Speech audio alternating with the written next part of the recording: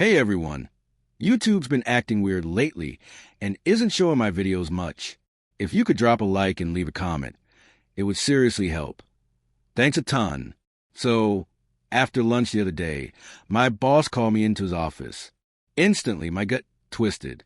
I knew I hadn't messed anything up, but that "got a minute" tone never feels good.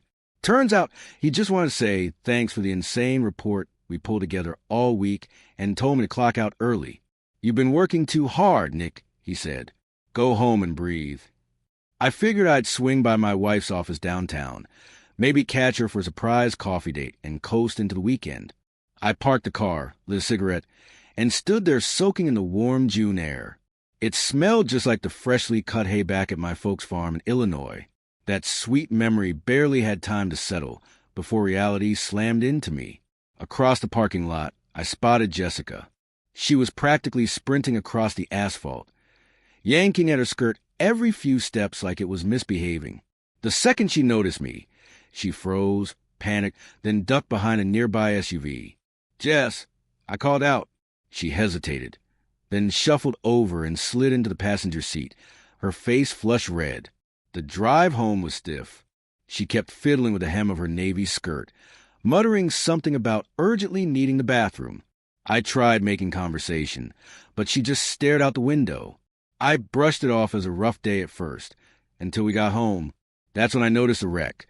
The day-old makeup, her tights torn to shreds.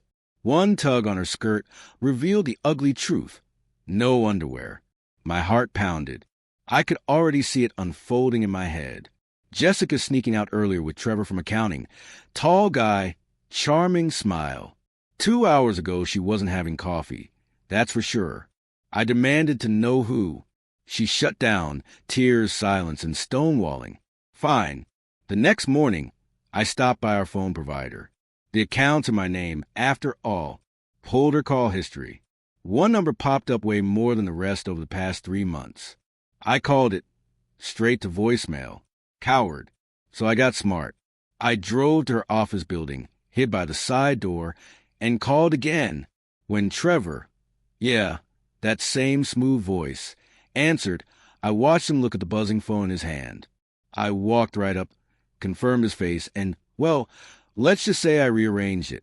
Maybe cracked a rib or two in the process. Security never came, and Romeo didn't dare call the cops. Later that day, I changed every lock on our house and filed for divorce. When Jessica showed up after work, she couldn't even get past the porch. My phone buzzed with her desperate calls. "Go wherever you want," I told her, my voice shaking more from pain and fury.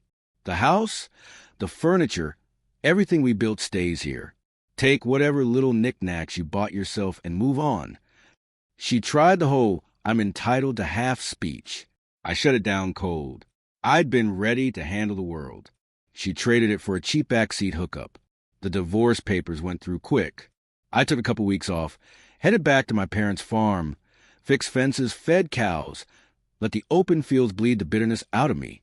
Amazing how much healing you can find under a wide sky and a pile of hay bales. Now I'm back, lighter, a little scarred but stronger. I still believe in marriage, just the real kind. The kind that doesn't crack at the first sight of temptation. Next time I stand at the altar, it'll be across from someone who knows how to keep both her promises and her dignity intact.